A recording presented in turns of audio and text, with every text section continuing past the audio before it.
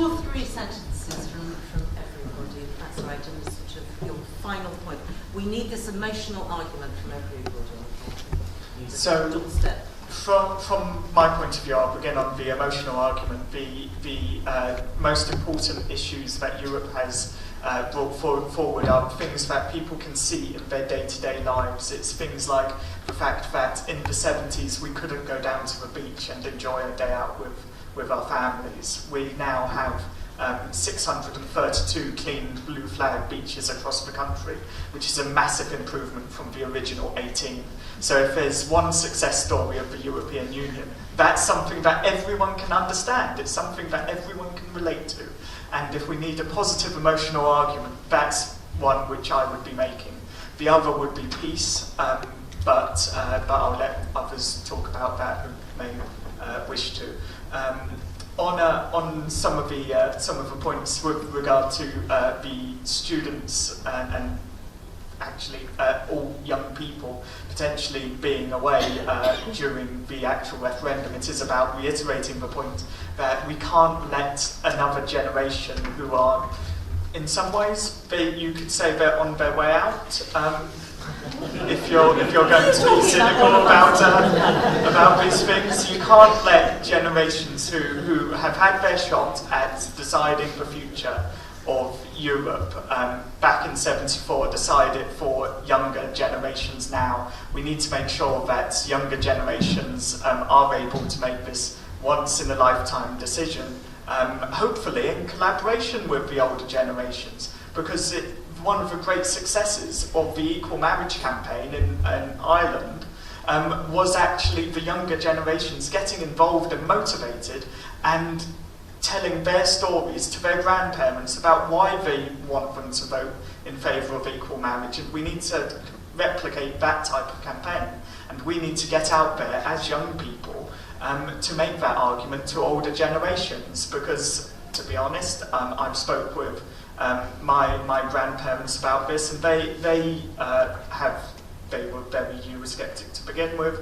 They're now seeing that actually it is a decision in some ways for a younger generation, and they're happy to vote in the interests of their grandchildren. And very finally, I've lost my train of thought. I will end on that note. I'll leave you on a cliffhanger. You don't need to really, because I think you did a brilliant job of persuading your grandparents. Yes. But let me just add two things. One is, we need to think much bigger than we do about things like the refugee problem. We've got to recognise it's there, and we've got to take part in finding some kind of solution to it. After the Second World War, there was something called the Marshall Plan. It was big thinking by the United States at that time, and it actually enabled great chunks of Europe to turn around from sinking into what one might call a kind of attitude of total depression. There's no future for us, it's all over, into the sense that they could actually grapple with the problems that confronted them and find wonderful answers. Europe came out of that war with positive attitudes and positive commitments. The real war before it came out with nothing but despair. The younger generation will not only vote for what it cares about, it will take a grip on the questions that are in front of it. And that's why we've been pointing to things like the attitudes have been taken towards climate change, not despair, not arguing there's none, as one does get in some parts of the United States, but a real belief that we could do something about it. And if you look at attitudes like war and peace, let me just remind you of one thing. It was European leadership that led to taking Iran out of a list of countries about to be involved in nuclear war into a list of countries which it's now part of, which is seeking answers to removing nuclear weapons bit by bit from our society. That achievement was a staggering achievement, the one great victory for peace in the last few years. You can do it. Young England and young Scotland and young Wales can do it, as long as they're prepared to face up to the scale of the problem and come up with answers that are as big as the problems were themselves. Just on the gentleman there who talked about it, you're quite right. One of the points that of course needs to be made about immigration, it's a two-way street. There are 1.2 million Brits who live and study and work abroad or retire abroad elsewhere in the European Union.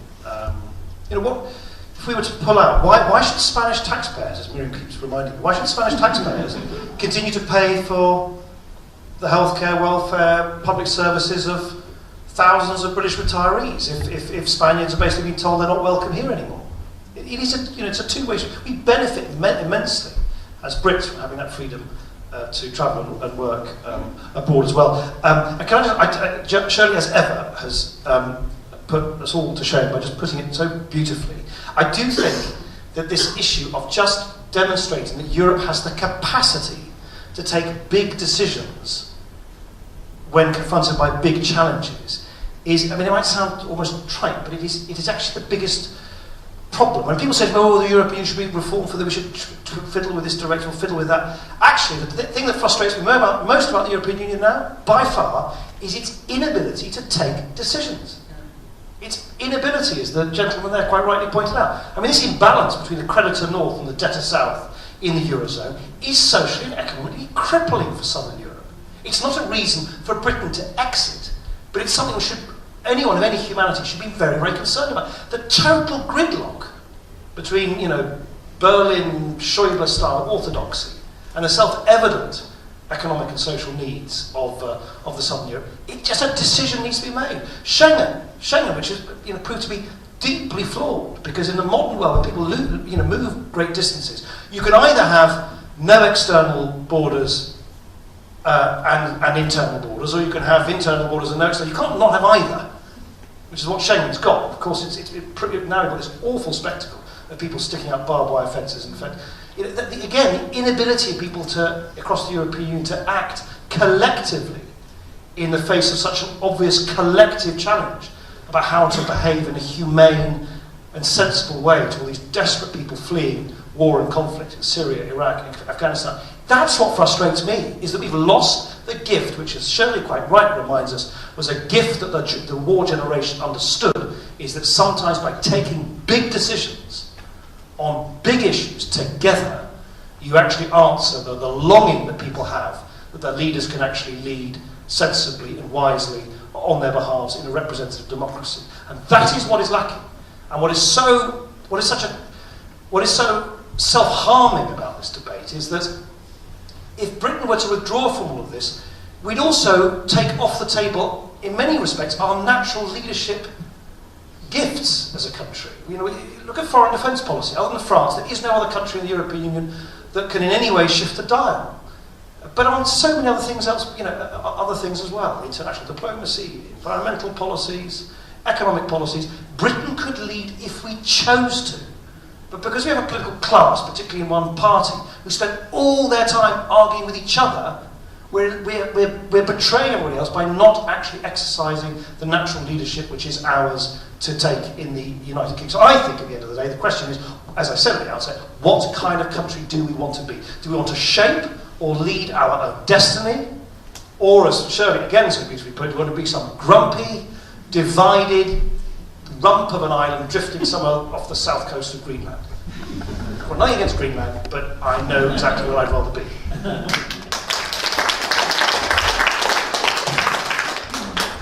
Thank you. One of the questions was about what about the future of the EU? Instead of having to keep defending what the EU has done till now, then what is our vision of what Europe could do in the future?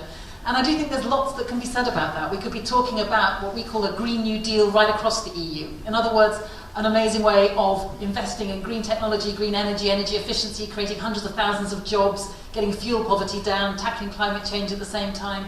Doing that across Europe would be a fantastically positive thing to do. We could be talking about a minimum wage in each European country. I don't mean a common EU minimum wage, we're way off that. But we could be lobbying for that. We could be encouraging, we could be supporting, we could say why this matters, so that you would begin to tackle that huge disparity that there is between the different countries of the EU.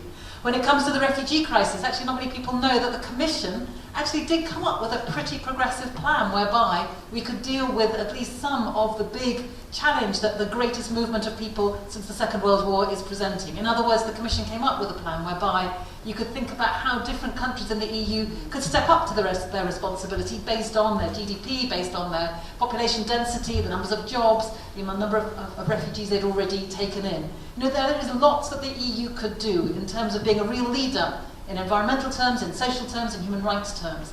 But it means that we need to be freed up from having this argument before we can play our role in really making that happen. The gentleman at the front here asked us a question at the very beginning, and I don't want us to not answer it, because then that will simply reinforce the burden of his question, which is why are we not talking about immigration in a different way? And you didn't say it explicitly, but I suspect what you meant by that is, why don't we start saying that immigration is a bad thing? And then that No, I don't mean that. I mean, why don't you have some sort of things that stand up to what Nigel Farage says?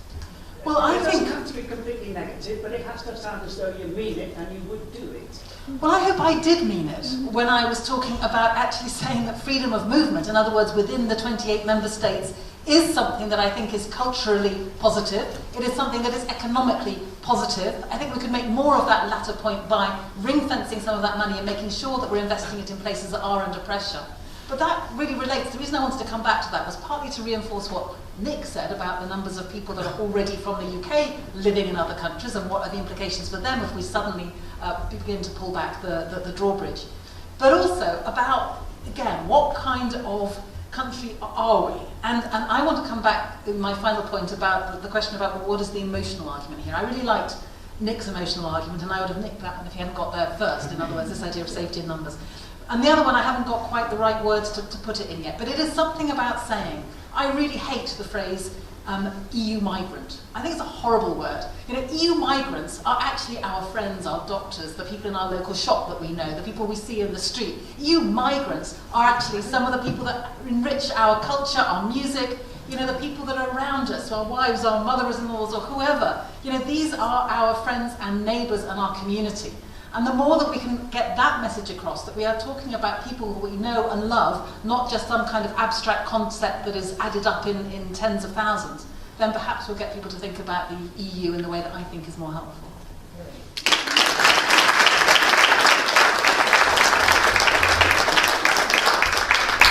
I just want to say that this has been a great, great panel, and thank you all so much.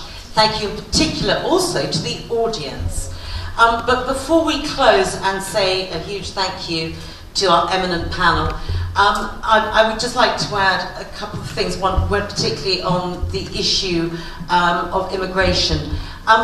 There is a reason why we have unparalleled immigration from the EU, and that is because, if I can say this here, the economy is doing quite well. Now, you can tank the economy and then you get rid of migration. And what we've got a problem with is actually very much domestic policies around skills, around training, around absolutely upskilling our apprenticeship schemes, etc., etc. It is in our hands as well. And I think some of us in this room might remember a program called A Vida Sem Pé, where actually reciprocal immigration and freedom of movement rights worked for everybody. I would like to just throw out my last point, which I think, well, 2 points. One is, I think the line is, you don't get greater control over your country by losing power in your continent. It is absolutely not a zero-sum game. And my very last point is actually one that Paddy Ashdown made, and that is, Brexit is not just for Christmas. Thank you very much indeed.